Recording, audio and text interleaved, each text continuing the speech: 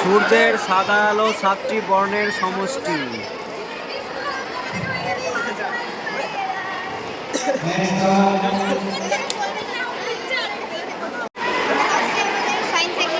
আমাদের প্রজেক্ট হচ্ছে Newton links. তো এটা করার উদ্দেশ্য হচ্ছে সূর্য থেকে যে আলো আসে সেটা আমরা শুধু সাদা রূপে দেখতে পাই, কিন্তু তার মধ্যে বেনি আসেও বলা, যেটা আমরা ছোটো থেকে জেনে এসেছি, রামধনুর 7টি রং থাকে। তো সেটা স্থির অবস্থায় এখানে দেখা যাচ্ছে 7টা রং রয়েছে, সেটার মিলিত রূপ হচ্ছে সাদা। এখানে আমরা ইলেকট্রিকের মাধ্যমে ঘূর্ণনের সাহায্যে এটিকে দেখাবো, যেখানে এটা ঘোরার পর এটা সাদা রূপে দেখা যাবে এবং এটা পৃথিবীতে প্রতিফলন হওয়ার পর আমরা বিভিন্ন বস্তু দেখতে পাই এবং তাদের নিজস্ব রঙগুলি চিনতে পারি। এটি হচ্ছে নিউটন লিংস। তুমি বললে সাদা হয়ে যাবে ঘুরতে ঘুরতে, কই দেখতে পাচ্ছি না তো। এখানে ক্যামেরার লেন্সের কারণে আসল রংটা দেখা যাবে না, এই মিলিত রংটা সবকটা কালারের মিক্স হিসাবে দেখা যাবে, কিন্তু সাদাটা লেন্সের কারণে দেখা যাচ্ছে। আচ্ছা, মানে ক্যামেরায় সাদা রংটা ধরা পড়বে না, এখানে অরিজিনাল কালারটাই ধরা পড়ছে, যা যা রং আছে এখানে, তাই তো? এটা পুরো ঘূর্ণনটা দেখা যাবে, আচ্ছা। সাদাটা। ঠিক আছে। তোমরা কোন ক্লাস? ক্লাস 10। ব্লু হাউস, খুব সুন্দর। পিথাগোরাসের উপপাদ্য কই দেখাও। এটা হচ্ছে একটা সমকোণী ত্রিভুজ, এটা হচ্ছে অতিভুজ যার মান 10, এটা হচ্ছে লম্ব যার মান 8, এটা হচ্ছে ভূমি যার মান 6। এই 10 10 100 হয়। এই যে অতিভুজ, এটা হচ্ছে 1 থেকে যদি আমরা পরপর গুনি এখানে 100টাই হবে। আর এটা হচ্ছে লম্ব, লম্ব 8 8 বর্গ করলে 64 হচ্ছে। আর এটা হচ্ছে 6 6 6 বর্গ, তো 36 হয়। এবার হচ্ছে অতিভুজের এই যে মানে সমষ্টি যোগফল, এই দুটো মানে লম্ব আর ভূমি যোগ করলে একই হবে। এটাই হচ্ছে পিথাগোরাসের উপপাদ্য। আচ্ছা, কোন ক্লাস তোমরা? Very good. এই হচ্ছে সৌরজগৎ, প্লুটো, তারপর নেপচুন, ইউরেনাস, তারপর শনি, তারপর বৃহস্পতি।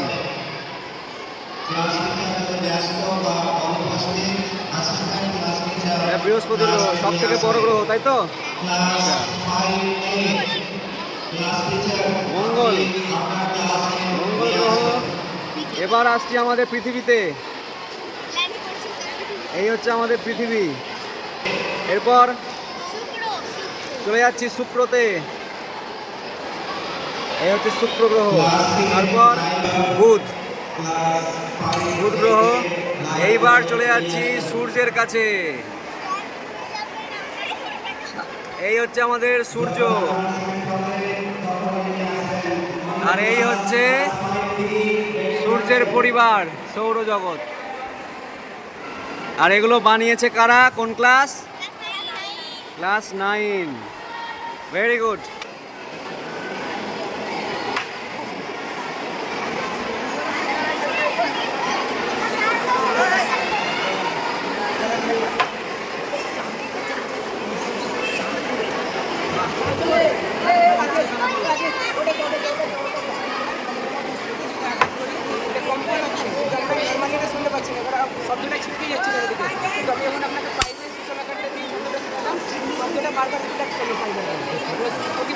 আর এটা দেখা, এ চুম্বকটা দেখা, এই দেখ।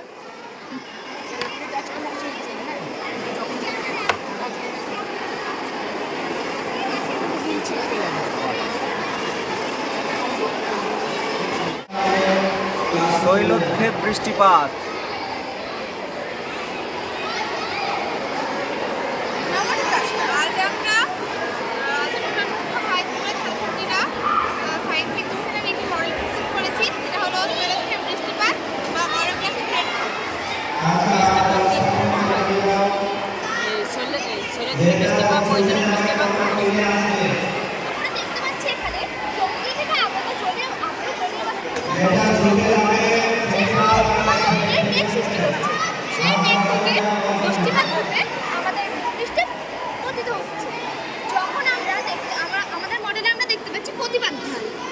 যখন জলীয় বাষ্পপূর্ণ আর্দ্র বায়ু এই পর্বতের ঢাল বরাবর উপরে ওঠে এবং বৃষ্টিপাত রূপে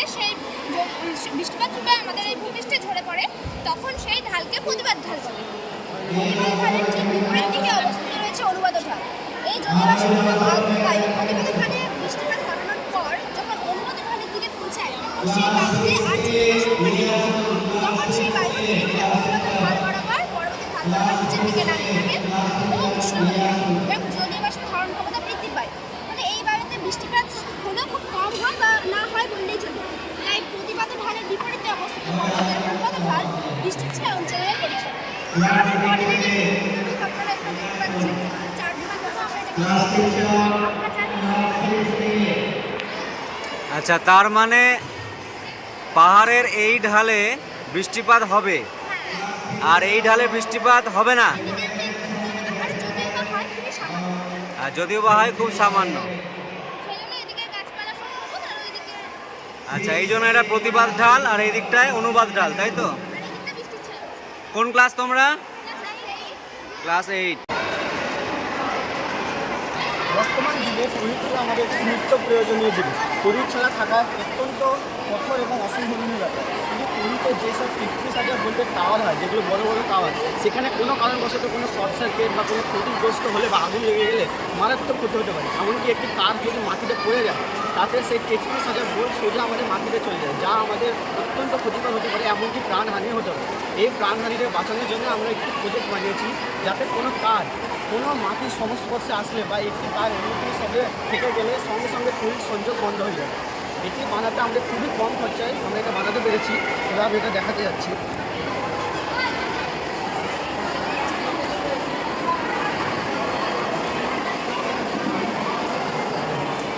এখানে একটি সংযোগ পুরোপুরিভাবে স্থাপন হয়েছে, এখানে লাইট জ্বলছে দেখা যাচ্ছে। কোনো কারণবশত যদি এখানকার এই দুটি তার কোনো কারণবশত থেকে যায়, সঙ্গে সঙ্গে তড়িৎ সংযোগ বন্ধ হয়ে যায়, কোনো কিছু চলবে না। সঙ্গে সঙ্গে কোনো কারণবশত যদি একটি তার যদি টাওয়ার থেকে খুলে কোনো কারণবশত নিচে পড়ে যায়, মাটিতে থাকার সঙ্গে সঙ্গে লাইটটি বন্ধ হয়ে যাবে, অর্থাৎ তড়িৎ সংযোগ বন্ধ হয়ে যাবে। এতে আমাদের মাটিতে থাকা বিভিন্ন প্রাণী বা কোনো মানুষের কোনো ক্ষতি হবে না। এতে অনেক প্রাণহানিকে বাঁচানো সম্ভব।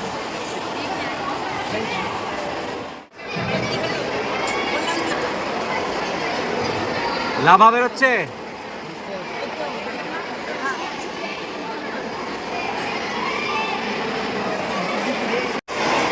লাভা গরম না ঠান্ডা? একদম ফুরন্ত। আচ্ছা, আর এটা লাভা বেরিয়ে পড়ে গেছে নাকি? আচ্ছা, এখন ধোঁয়া বেরাচ্ছে। আর এটা মৃত আগ্নেয়গিরি, খুব সুন্দর হয়েছে। কোন ক্লাস তোমাদের? ক্লাস 8। পোল্ডার ল্যান্ড। আচ্ছা, দেখি কি বানিয়েছো।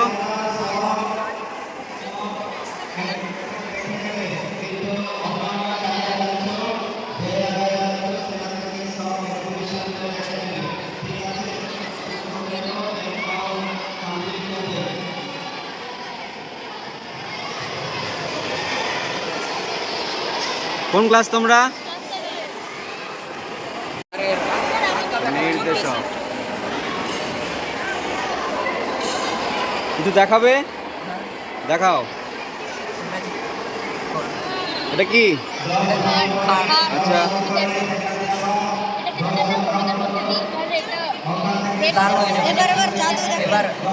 এটা কি? অ্যাসিড। বাহ, খুব সুন্দর। কোন ক্লাস তোমরা?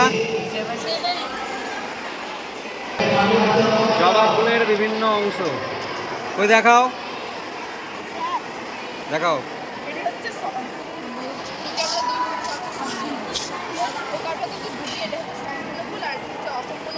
সম্পূর্ণ ফুল, কারণ এটার বৃত্তি, দলমণ্ডল আর পুষ্পসার গর্ভসার এই চারটি আছে, কিন্তু এখানে বৃত্তি, দলমণ্ডল আর পুষ্পসার আছে, কিন্তু এখানে গর্ভসার না, তার জন্য এটি অসম্পূর্ণ ফুল। আর এখানে জবা ফুল আর অপূর্বা ফুল এই দুটি সম্পূর্ণ ফুল, কিন্তু এখানে দলমণ্ডল হয় এটা জবা ফুলের সমান, কিন্তু অপূর্বা ফুলের অসমান, তাই এটি হচ্ছে। কোন ক্লাস তোমরা?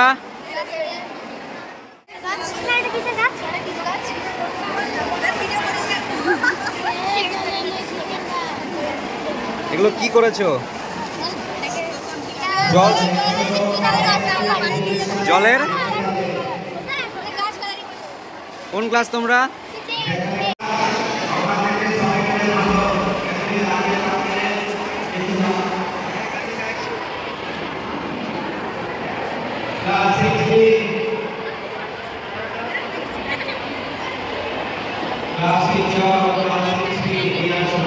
কোন ক্লাস তোমরা?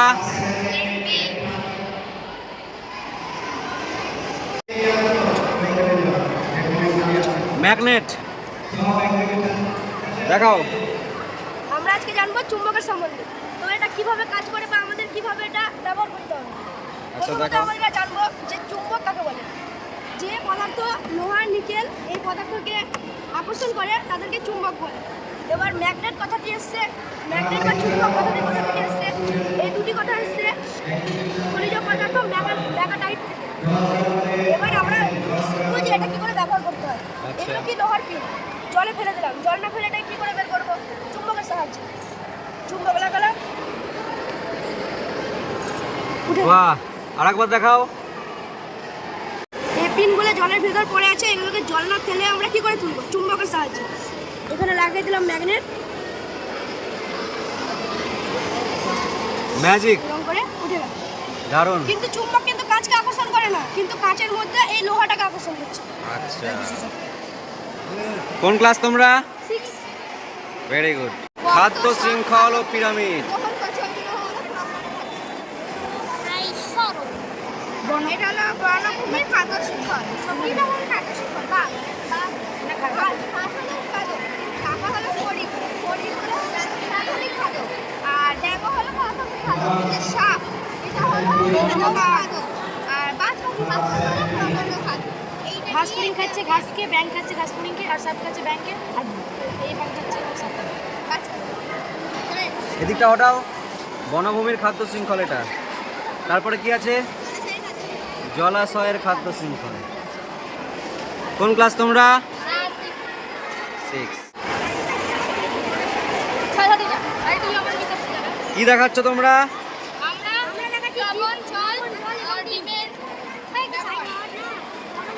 দেখাও।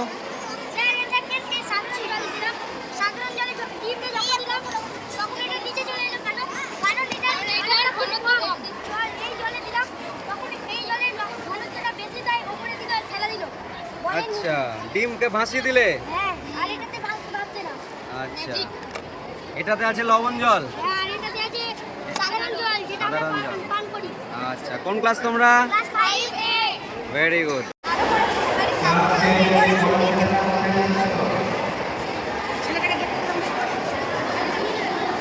ওয়াটার পিউরিফিকেশন কিভাবে হচ্ছে? পৃথিবীতে জলের ঘাটতি অনেক বেড়ে গেছে, তার মাধ্যমে ফিল্টার করার অনেক কটি নিয়ম আছে। যেমন তার মধ্যে এটি একটা মডেল, আর এটা একটা মডেল। আমরা বিশ্ব জল দিবস পালন করি। প্রথমেই আমরা স্টোন নিয়ে নিয়েছি, প্যাবেল নিয়ে নিয়েছি, স্যান্ড নিয়ে নিয়েছি, কটন নিয়ে নিয়েছি। এখন যদি আমরা নোংরা জলটা ঢালছি,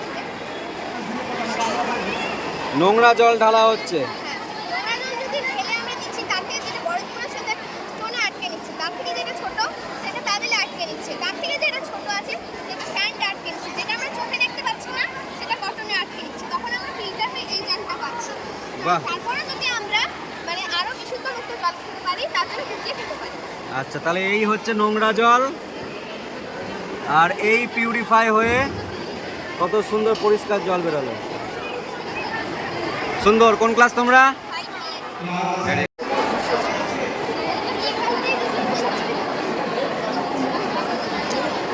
এটা তো হবে না, ওটাতেই করো।